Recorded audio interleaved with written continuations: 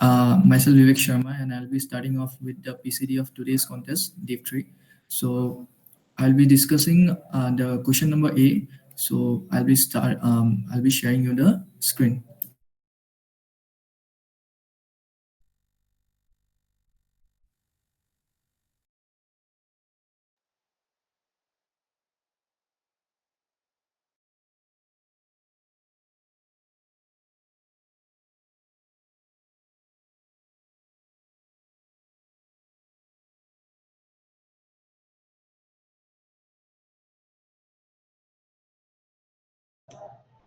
Am I audible now? Yeah. Okay. So I'll be starting with the first question. So the first question name was Fibonacci's. So as the Fibonacci is a standard name, so Fibonacci means there are two numbers. So the third number, that is, let me explain. So imagine by the question it is given that there are five numbers. Though after the five numbers, 8 3 is been missing in the series given. So we are provided four numbers, and 8 3 we have to find. So 8 3, there are possibilities that it can be a positive, zero, or negative. So if we carefully intuitively see the whole array, since it follows the Fibonacci's rule. As per Fibonacci's rule, it is said that the sum of the two elements is equal to the third element. So a3 is equals to a2 plus a1, and a4 is equals to a2 plus a3, and again a5 is equals to a3 plus a4. This is how the Fibonacci sequence carries forward. So now the first question will be, what will be the possible values of a3?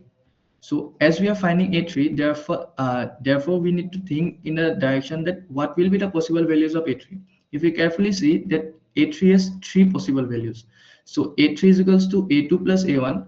So this is a3. So it will be a2 plus a1. So as per the Fibonacci rule, again, a3 is equals to a4 minus a2. If we transport a2 here, then a4 is equals to a3 plus a2. Again, a4 is equals to a2 plus a3. Again, a5 is equals to a3 plus a4. Means a5 is equals to a4 plus a3. A3 is equals to a5 minus a4. So these are the three. Uh, these are the three possibilities of a3. Okay. Now the question is, now the what we have to do is that there will be multiple, there will be multiple answers that will be finding on a3. So what I have done is that I have put all the possible values of a3 in a particular set, as it doesn't get repeated. And after that, I have I have iterated on the parts of a3. So I will share you my code, and it will be pretty much easier. So like, first of all, what I have done is that I have taken in the test cases input, and then again t minus minus, I am searching on the test cases, and int a1, a2, a3, a4, and these are the four values that I have taken, and this is the solve Fibonacci's that function that I have created. So as per that, what I have done is that, as I have told you about the potential a3 values. So a3 values can be a1 plus a2, right? The second value can be a4 minus a2, and the third value can be a5 minus a4. Okay, so now I have iterated on the possible values of a3. So these are the possible, this is the for loop that iterates over the possible values of a3. So now the question tells us that find the maximum number of Fibonacci's after putting in the value of a3. Since we have founded the potential values of a3, now we'll iterate over the whole array just to check as how many times the rule of Fibonacci's is been is followed. So this is what I have done. If a3 is equals, if a1 plus a2 is equals to a3, means it is following the rule of Fibonacci. Therefore, I'm incrementing my count variable. And again, this is another check for the array, and this is another check. Means a2 plus a3 is equals to a4, means count plus plus, and a5 is equals to a3 plus a4. This is the count plus plus. So in this question, there is count plus plus 3. If you carefully look at the question, you'll find to see that all the output numbers are from 1, 2, and 3. And again, this is my code, and the maximum number of count can be increased to 3. So this is a particular indication that you can see that how the numbers are changing. And this max Fibonacci is equals to max of max Fibonacci is equals to count. This actually stores the maximum number of Fibonacci count in the possible values of A3 that we found in this. Okay, so this is the particular explanation for question number A. I hope that it is clear to all. And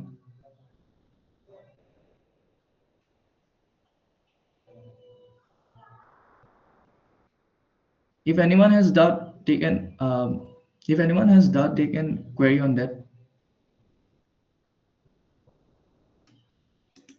I hope there are no queries, so I'll be presenting off my screen and I'll be putting forward to my colleagues for the question number B.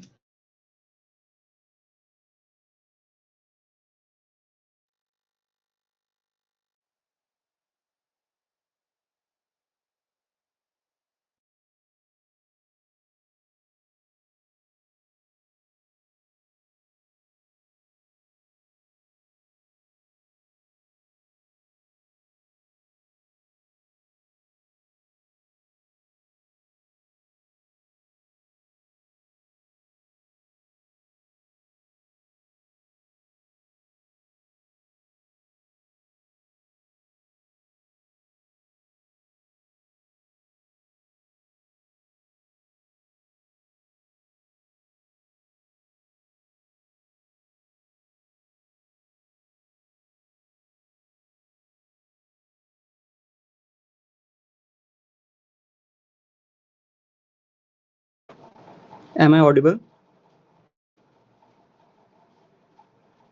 Is my screen visible?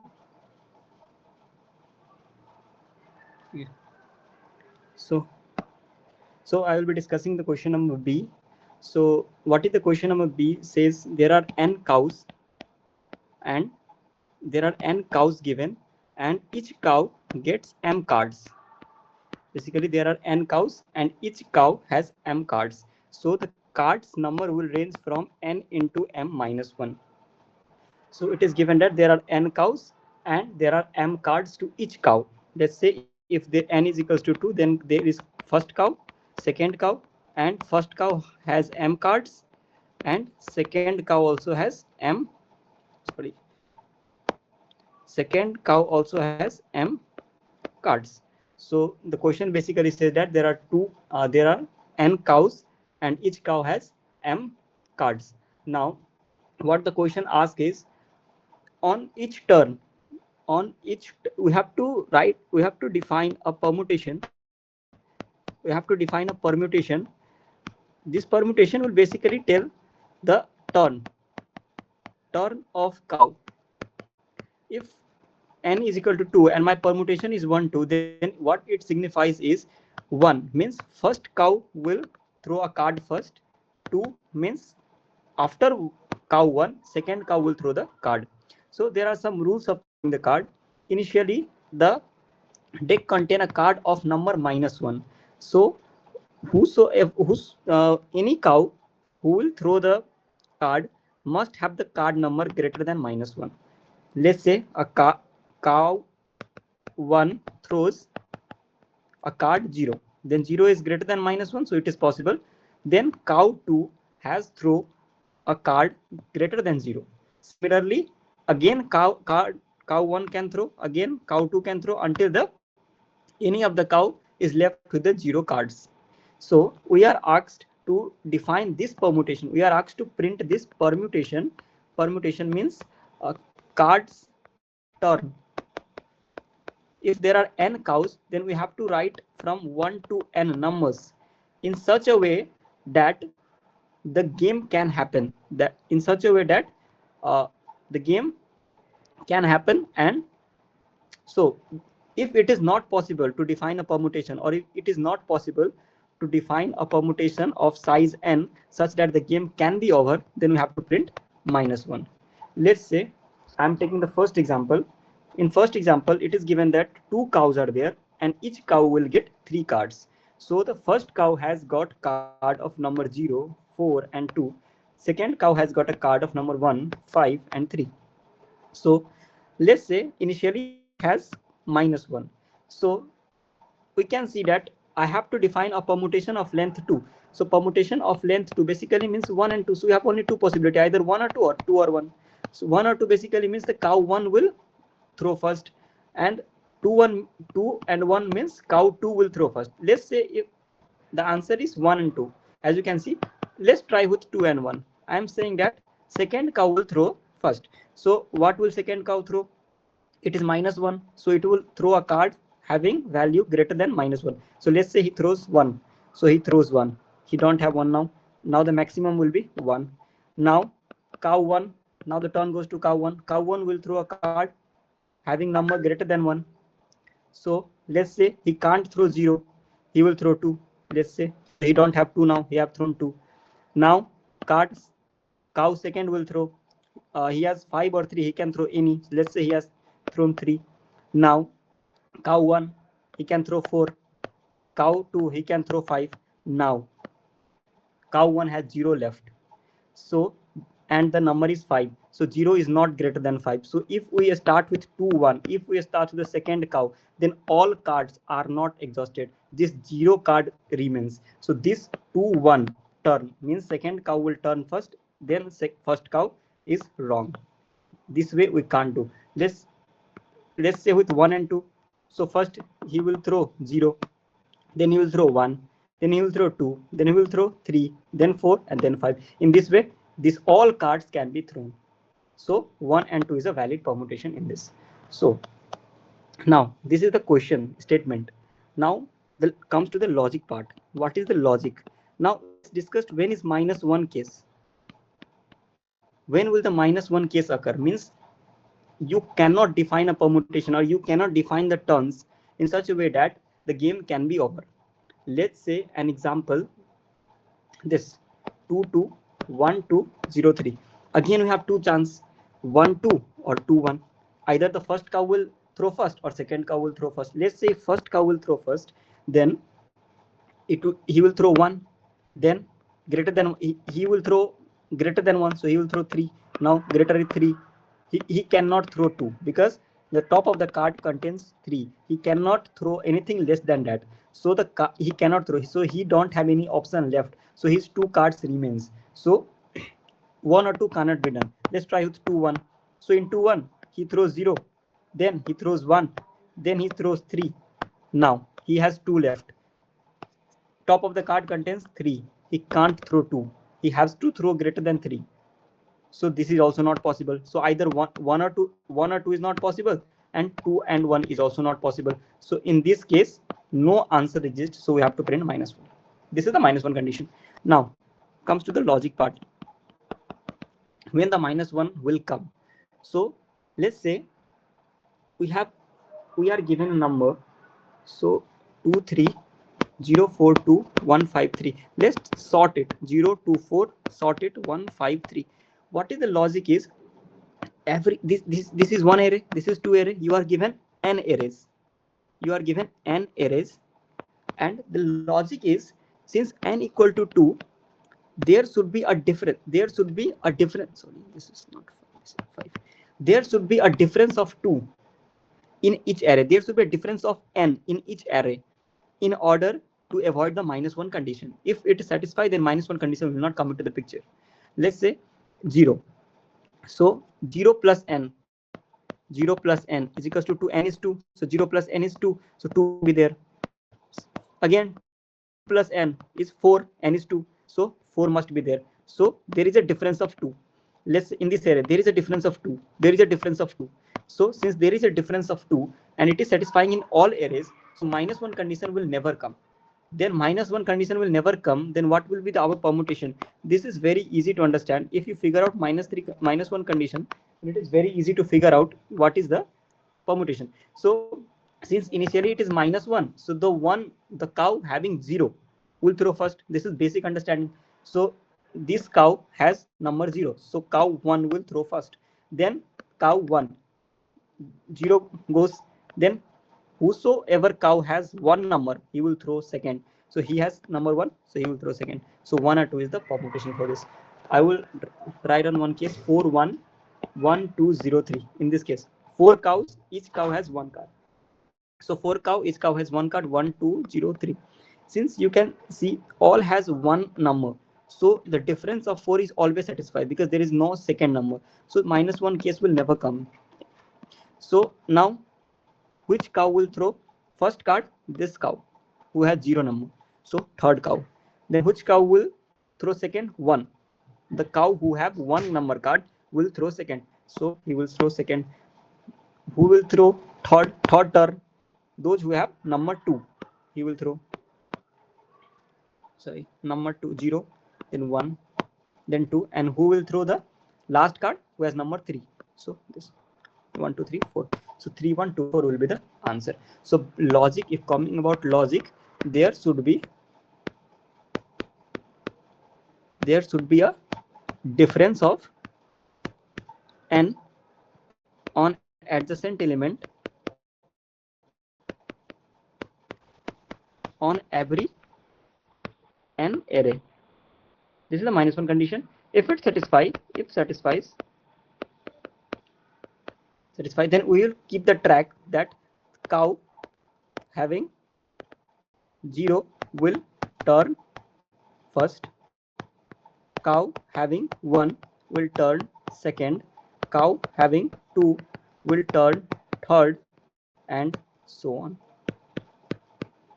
You can store these elements in a matrix. You can use a map and print this. This is the logic. I will show you the code at last. After discussing the question number 3, logic of question number 3 also, I will show you the code of both. So is the logic clear? Anyone having any doubt, you can ask.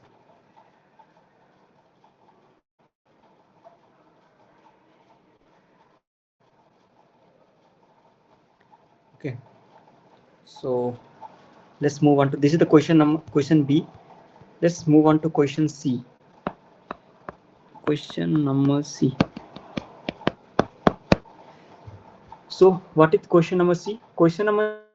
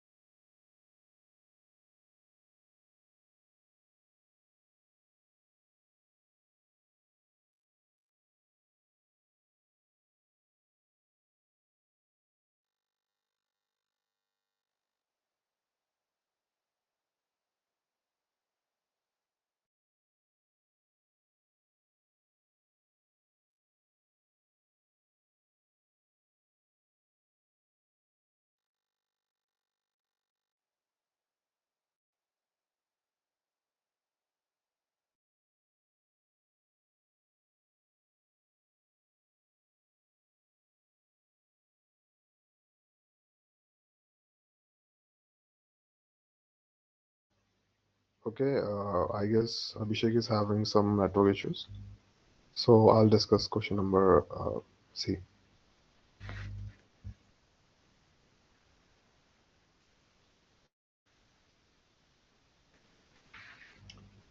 Is my screen visible to everyone?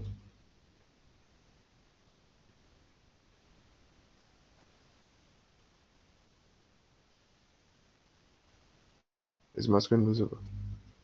Okay. So let's start with question number C. What question number C is stating is that you will be given an n, which is even, and you will be given an array. Now what will happen is Alice will choose a number and erase it from the board, and Bob will choose a number and erase it from the board. If the number chosen by Bob and Alice am I add audible up to now? k, Okay, Abhishek, will you be continuing? Am I audible? Yes, yes, you are audible.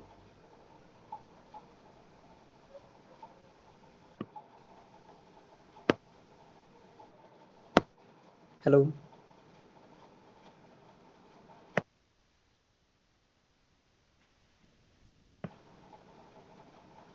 Okay. Okay, So let's see, discuss. here we are. Elias will select a number A, and Bob will select a number B. Then Elias wants to minimize the score while Bob wants to increase the score.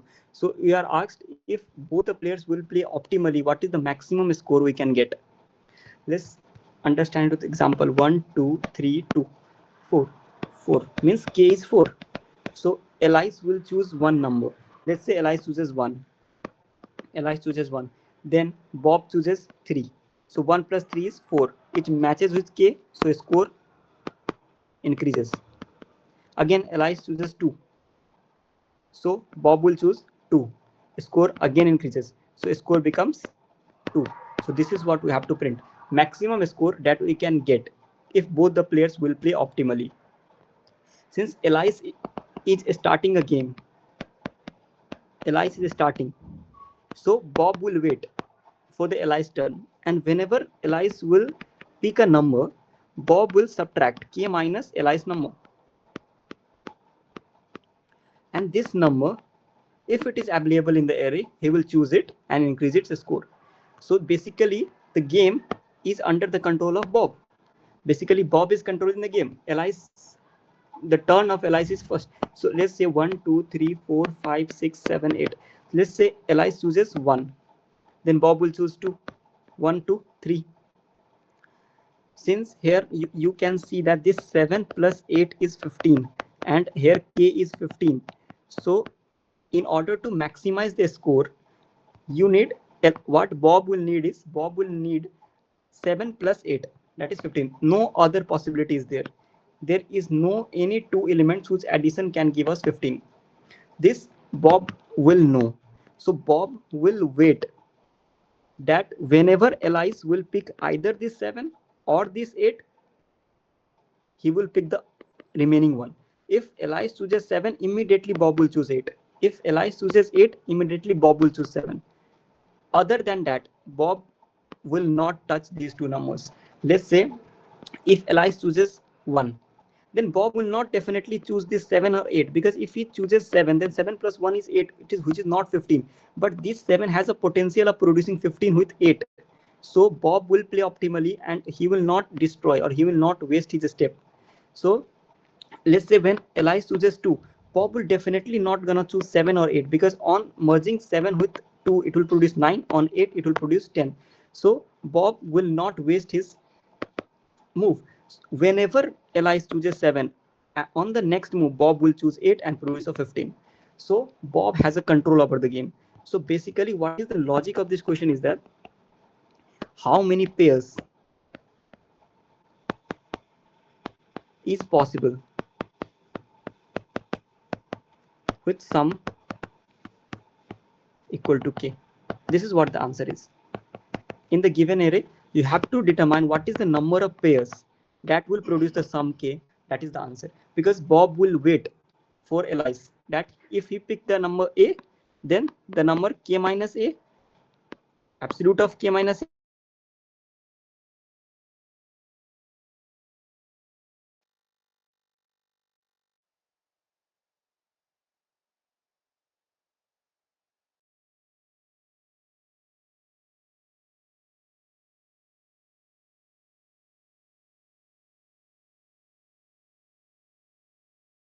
Bob will choose 9. Then Elias will choose 10. Then Bob will choose 11. Then Elias will choose 12. Then Bob will choose 13. Then Elias will choose 14.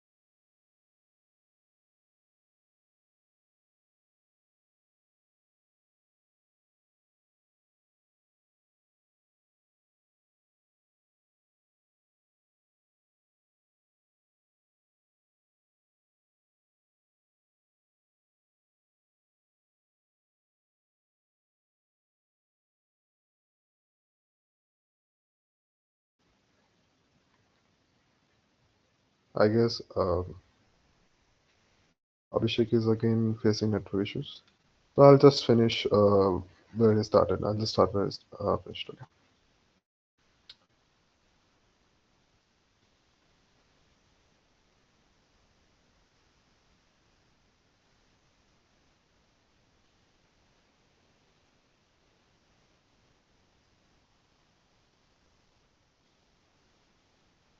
Right. Question number C. So I hope everyone understood what the question was essentially.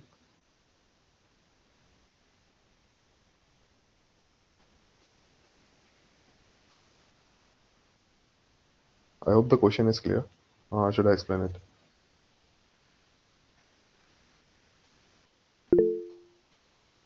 Okay. What's the dot?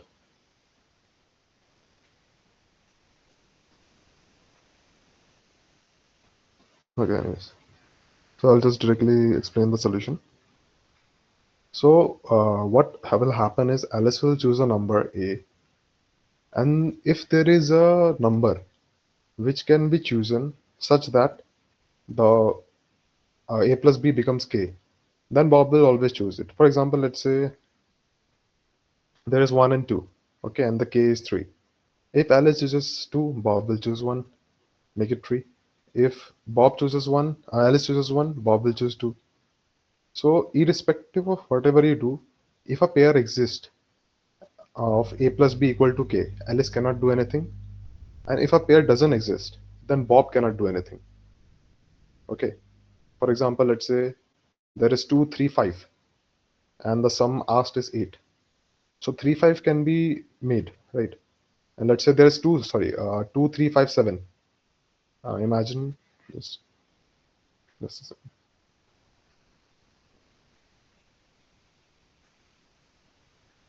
Just imagine like there is 2, 3, 5, and 7. Okay. So let's say Alice chooses 2. So irrespective of Alice chooses 2 or 7, Bob cannot do anything, right?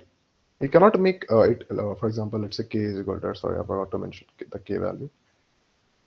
Let's say the k is 8, okay? So irrespective of whatever Alice chooses, 2 or 7, Bob cannot do anything about these two numbers. And if, so for example, let's say Alice um, chooses 3, then Alice cannot do anything. She can choose 3, 5, still Bob will make it 8, right? So for if a pair exists, then Alice cannot do anything. And if a number is useless, like 2 and 7 in this case, then Bob cannot do anything. I hope that is clear to everyone. So irrespective of whoever plays first or second, it wouldn't have much of an impact here.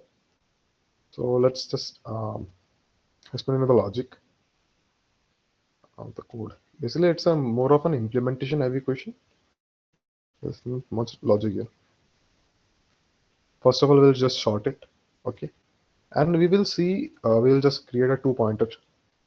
This is a two-pointer question. We just taught this topic in coding club classes as well. So this question will help you to further master this topic. So we'll first set it a 0, and then we'll set at the last index. So if v of I plus v of j is greater than k, then j minus minus. Why? Because see, if there is a v of I will be the smallest value because we have shorted this array already. And since this is the shortest value, then v of j will never have a pair. If it is greater than k, if the smallest element is taken, then obviously there is no such pair for v of j. So I'll do j minus minus. And if it is equal to k, then one pair has been found. So I plus plus and j minus minus. But let's say it becomes lesser than, because else is basically lesser than only in this case, because we have considered the greater than case equal to case, and lesser than case is already only left. So else will go there. So if it's lesser than, then obviously we have taken the j's largest value at that point. And since we have taken the largest value at that point, irrespective of whether we increase I or not, j or not, decrease j or not, If v of I plus j is lesser than k, then it will always be lesser than k for any value of v of j, right? For example, we have taken 2 and the target is 5 and the largest value available is also 2.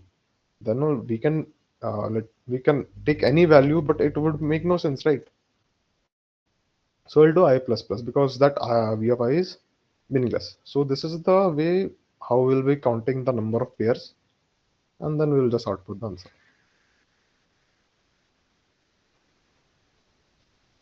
I hope it is clear to everyone.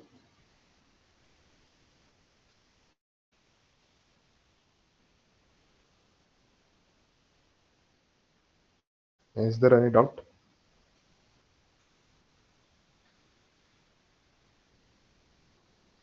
Okay, so Pranav, explain question 4D. All right, am I audible? Yeah, 1 minute, please.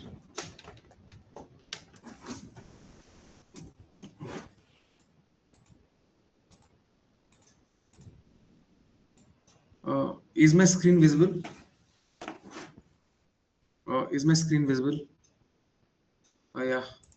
So let's get into the problem. In this problem, we are given an array and we have to make it sorted, and we have to apply the following operation. We have to select an index and somewhat subtract the minimum of the I and I plus 1 index values from both the values, and we have to make it sorted in the ascending order or somewhat like non-decreasing order. So let's understand this problem by using an example. So let's just pick the first example. So this is the first example. Here the array is already sorted, right? Array is already sorted. So we don't need to make anything. So here the answer will be yes. But let's try to make some operations in the sorted array to understand what we can make out of it. So if I apply operation in the first and the second element, so I can get the value 1 and 0 and 1 here. And let's forget about the other elements. So this would be somewhat like this. When I apply some one operation in this index I equals to 1, this will be the array. And similarly, again I apply operation at the index 2. So again I can somewhat like get 2 zeros will be there. Yeah. So I'm just trying to apply operations as much as possible to reduce the array into somewhat simpler form while retaining its sorted ability, right? So I'm again applying operation in the third index. So the array would be somewhat like this. So I'm just applying operations. So finally we would somewhat get like this. Somewhat we would get the final array as this, which is already sorted. Obviously I was just applying some operations to get to some point. So now what I say here is, so when we pick a sorted array and we keep on apply operations in it, we can make all elements except the last element 0. Is this clear? And the last element would be the minimum value, would have the smallest value. So if this part is clear, is this clear, light? We can make every element 0 if the array is sorted. Am I audible like this? If this part is clear, then the problem is simple now. So we can make every element in the entire prefix from 1 to n minus 1 0, and will only be remaining with the last element when the array is sorted. So if this part is clear, then let's move on to some other example test case to understand how to solve the problem. So let's pick somewhat, yeah, let's pick the third example test case. Let's pick somewhat like probably third one will be sufficient. So 4 5 4 5 4 5. Let's get. So somewhat like we are given some array like 4 5 4 5 4 5 and 4 5. Like 8 elements are there. That's what it's given.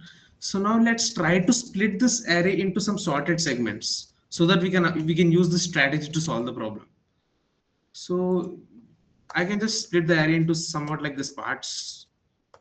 Like there are 4 sorted segments. Like, is this clear? Like 4 sorted segments. I just split the array to solve the problem because we need to kind of reduce it and make it sorted, right? So I'm just splitting it into some sorted segments. So this, what I'm actually doing here is I'm just splitting the array. So is this clear? Like just I'm maintaining the sorted structure in each and every segment. Oh, is this clear? Yeah. So I just split it. Now what I can here do is, now you can just see that the 5 is greater than 4. So we have to somewhat reduce this first segment, right? So we can simply make it the entire prefix here somewhat like we'll remain with this. And now we have 4 and 5, and the other things are same again. Like here, this thing now has been solved, right? So we are going to simply store the array. We are going to simply store the array here, the prefix array, and we have to just kind of make the entire prefix 0 here, and we just need to maintain the sortability in each and every step. So for example, here we have again got this entire segment sorted. So now here again, if we can also make the entire prefix here also 0, because we here again we have to make it less than 4, right? So what we can actually here do is we can maintain a temporary vector which will store the prefix which was converted into sorted, and then we have to check whether we can make this element less than 4 by simply we can just like kind of, let's just, I'm just dry running here, like we are left over with this, right? So if I perform operations continuously, I can get somewhat like this, like I can get somewhat like this. Yeah, I have just reduced the problem. So basically if I just keep on applying operations on this, I can get somewhat like this. Is this clear? Like I have applied operations to make the entire prefix up to 1 from excluding the last element 0. So in this case we have reduced the last element to 2, which will definitely help to improve our answer, right? There may be a possibility that this helps us to make the answer yes. Like, is this clear? Like, or I have to do it again? Yeah, if this is clear, then it's simple. Like, again, this entire segment is sorted, right? If you keep on applying operations again here, like if you keep on applying operations, you would somewhat end up being somewhat like this, and the last element would be a 3. And now finally, I have just applied the operations now in this prefix. So this I can convert it into this by just subtracting the adjacent elements. Like you should have understood that I have explained this thing in the first example test case. So here now the array has become sorted, so the answer will be yes. So now basically the point is we're gonna store a temporary vector which would help us check whether we can reduce that last value so that we can maintain the sortedness. So now if this part is clear, let's move on to the implementation. There is nothing more. Like we have to maintain the sortedness in each and every step. Yeah. So let's get into the implementation then. Yeah. So basically I have taken the input here, input of the vector, and I have, this is the temporary vector basically. So initially I'm adding the first element into temporary vector. So if the first element is greater than the last element of the temporary vector, then we can simply push it into it because the sortedness is still maintained, right? Else we have to think how we have to make it zeros, right?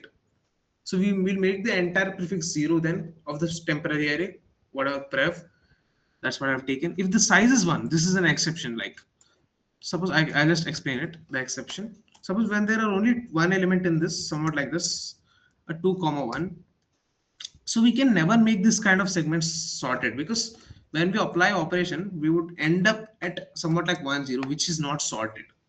So when the size of the temporary vector is 1, here it was 2, right? The size was 1, we can never make it sorted. It's not possible. So it's not possible. And then problem, yeah, so that's what I've done. Like when the size of the temporary vector is 1, there will be no answer. So else I'm just making the entire prefix 0, like whatever I've done here. You can make the entire prefix up to last element 0, and the last element would be the minimum. That's what I have done here. and obviously the last element if would matter only. So if the AI is greater than the last element, then I'm just clearing the temporary vector, because the temporary vector will not matter anymore, like we have to reduce the size also. So the only the last element would matter, that's what I've stored in. And else if the value of that at index is I mean like still less than that, then we can never make it sorted, right? At the end, if all the conditions are checked, the answer will be yes, because we can get the sorted array. Like if the implementation is clear, like then the problem is it's solved in an order of n, right? Yeah. Is this clear, right? Or any doubt?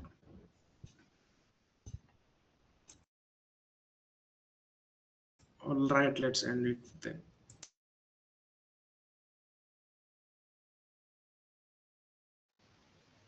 Okay, let's discuss the last one of today's session, the question number 8. So, I hope my screen and voice is clear. Alright. So, what this question is basically stating is that you will be given two undirected graphs, okay? And you can perform operations on only F. You cannot perform operations on G. And what are the operations? In one operation, either you can add an edge between U and V, between any two nodes basically, or you can remove the node. It's a simple undirected graph, so we don't need to worry about loops or recurring edges.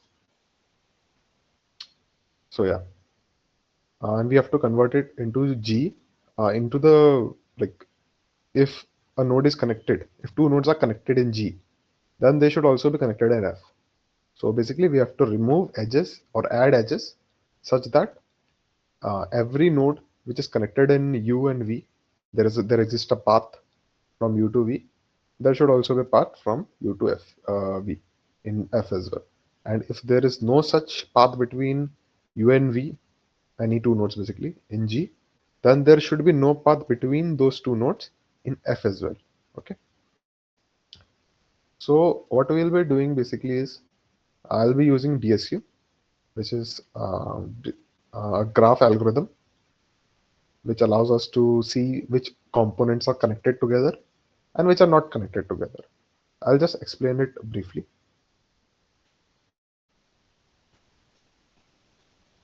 Okay. So what this basically does is that it has a parent and it has a size. Okay. So it stores first, it contains parent as itself,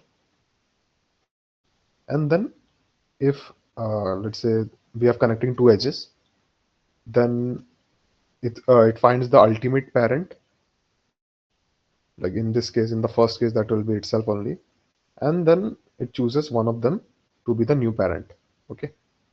For example, let's say 1 comma 2. If 1 comma 2 have been united, then they will just combine together. This is a bit different here. Okay. This part is a bit different. In generally, we use size. Even you can see here, I have declared a size array because we have to use a different DSU. I'm not going to go into detail of DSU. Just imagine it basically represents an entirely connected part as one part. Okay.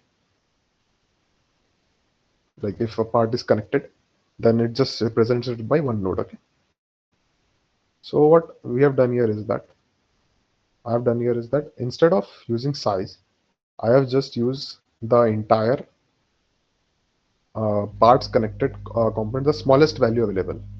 For example, instead of going to size, if 1, 2, 3, 4, 5 are connected together, the ultimate parent of all of them will be 1.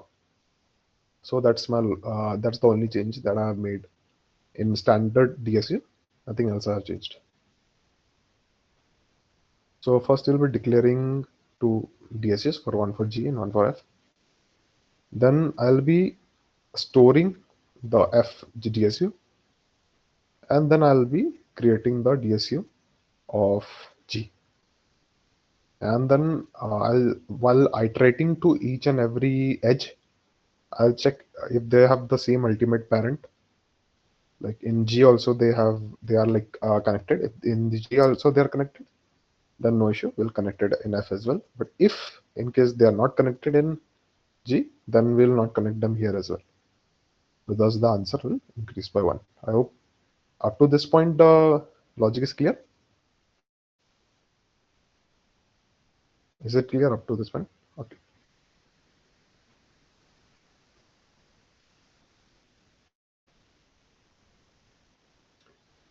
So yeah, after that what we will be doing is here, we'll see for each and every node from 1 to n, if we'll just check the ultimate parent of that node in I, in G, and check if the ultimate parent in case of F is also same. For example, it is not same, then obviously we'll have to connect them, right? G is the complete DSU, right? We complete graph. We have to replicate G's property of connectivity in F as well, right? So we don't need to worry about connecting current in G. So we'll just find the ultimate parent of F, and if it is not equal to current, basically current is the ultimate parent in case of G. So that is the reason why I have used the minimum element instead of the using size. Okay. So then we'll just unite them in F as well. I'll just explain you with an example why connecting them using the lowest value or the greatest value, whatever you want to use as a parameter, was more important than connecting them by size or rank, which is the standard method. For example, let's say we consider these two cases, okay? Where I will iterate to 1. What is the ultimate parent of 1 in case of G? 3. In case of F, it is 2. But actually, from 1 to 3, in both of the cases, they are connected. But if I were to use size, it is just an example using size, okay? So in case of size, let's say it picks 3, which is very much possible, okay? We can easily create a graph that it will prefer 3 as the ultimate parent and 2 as an ultimate parent, while 1 and 3 are still connected, okay? So it will show the ultimate parent as 2 and it will show us ultimate parent as 3. So if we use the standard DSU, it will say that they are not equal, but in fact they are actually equal. So this will just drive up the cost or the number of operations we are using. Unnecessary, we will be creating edge here, which is not required. So instead of that, we will be using the minimum value. In this case, we have, for example, we use 1. Then in case of if we pick 1, then we'll iterate 1 parent is 1. In this case, also 1 parent is 1. And because we have picked the minimum, okay, if you pick the maximum, in that case, that will be 3.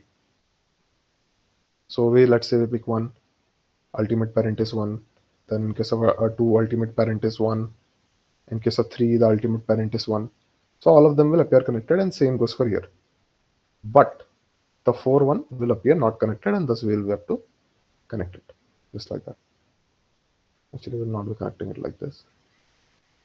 We will be connecting it like this. Okay. So this is the basically the logic of how the DSU will work. This change DSU. So I hope the logic is clear to everyone.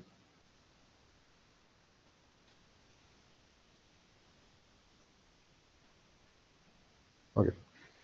So now let's just show you the. I hope this implementation is clear. It is very basic.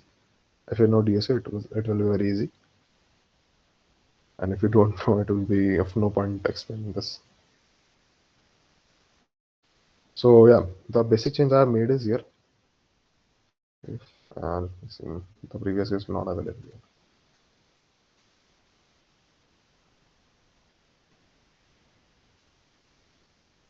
Let me just show you. I actually made a mistake by submitting this. So you can see I used a standard DSU here. I was just checking the size and then doing this. So it will use size to unite two nodes, which is not required. Okay.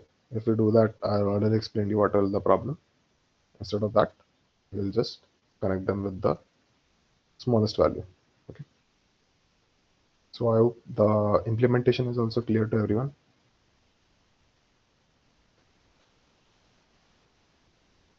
Is the implementation clear or should I explain it again? Hello, am I audible? Okay. So yeah, that was it. Thank you.